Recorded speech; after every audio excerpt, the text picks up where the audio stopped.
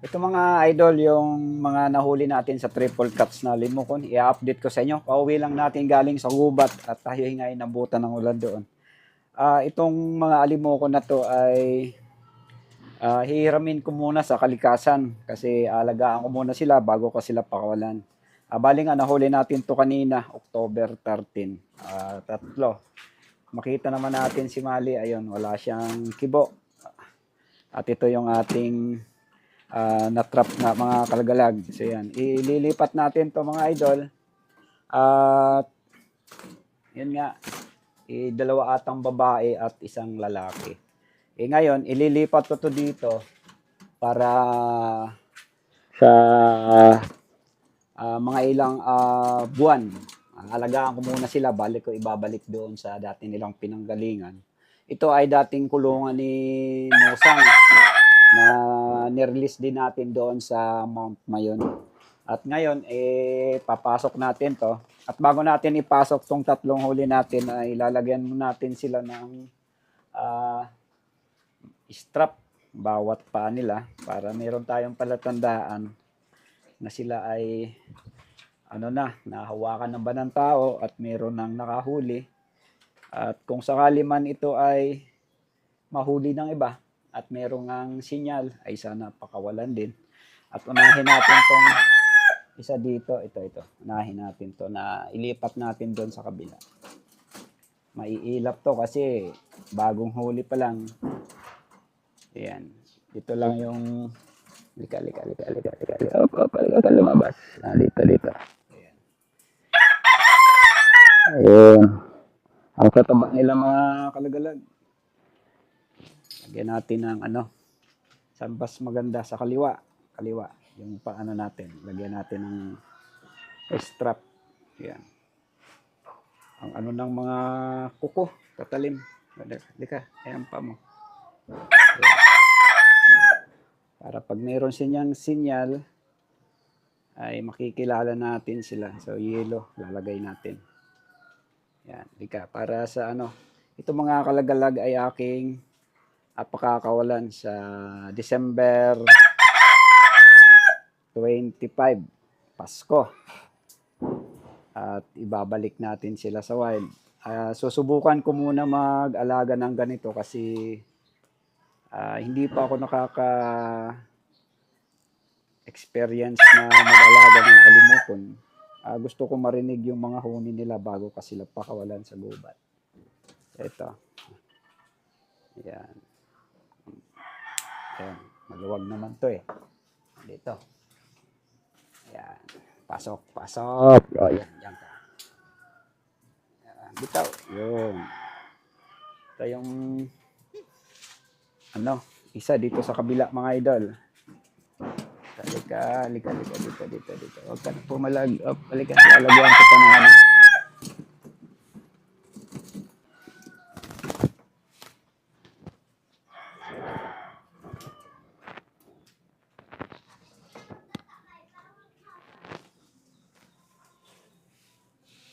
Ito yung pangalawa mga idol. Sinlaki lang sila. Ang tataba nila eh.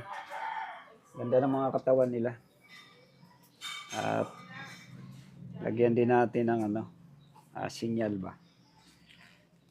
Lahat ng mga pinapakawalan ko, nire-release ko, ay ilalagyan ko talaga nito.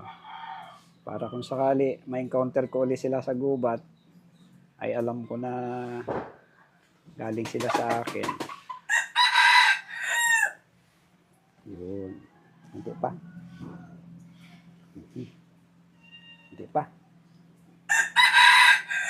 Ayan. Hindi na yan matatanggal. Ito pangalawa.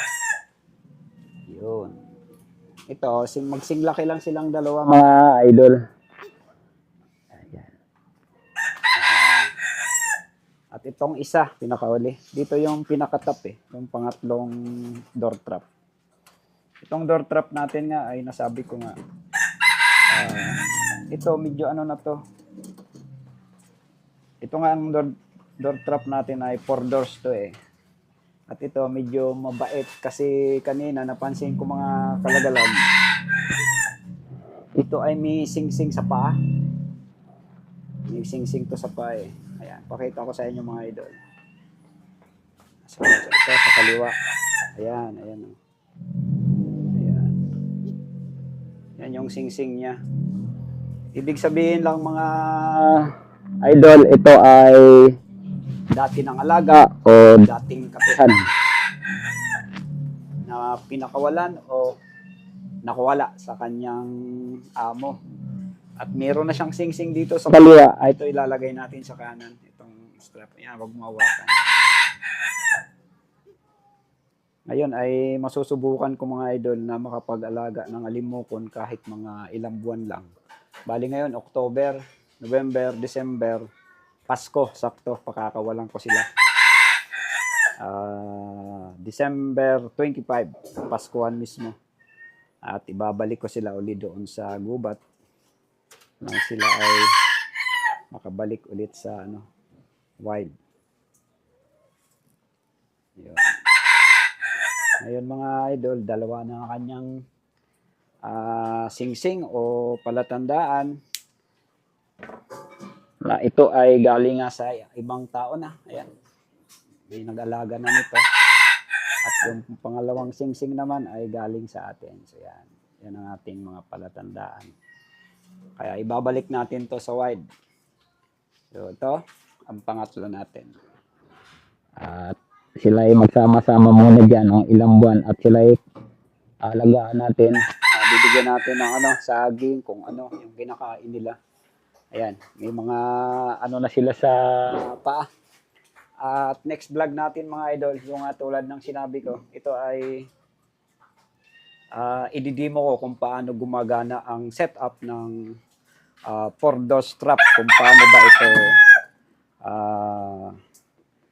gumagana kung sakali ito ay gagamitin natin sa pagtatrap ng alimokon. Bali, dalawa dito sa dalawa sa pinakataas niya, dalawang compartment, at dito rin sa kaliwa at kanan niya ay mayroon ding dalawang compartment. So yan mga idol. At yan ay next vlog natin ay gagawin natin yung demo nito para sa mga hindi nakakaalam at hindi pa nakakakita ng for-door strap ng alimokon, ay makita natin at nang hindi kayo mag-isip kung paano ba talaga ito ginagamit. At ito si Mali. Ayan. Dito ko lang to nilalagay sa taas. Ito.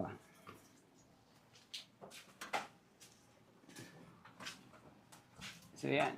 Nakalimutan ko pala yung niya, yung wait lang, Mali kay maangin at maulan, mababasa ka.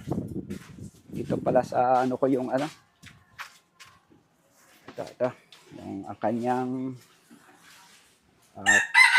kulambo. So iniingatan natin tong natin, pangate o alimokon. Kapag ganitong maulan, mahangin, ay dapat natin silang i-cover.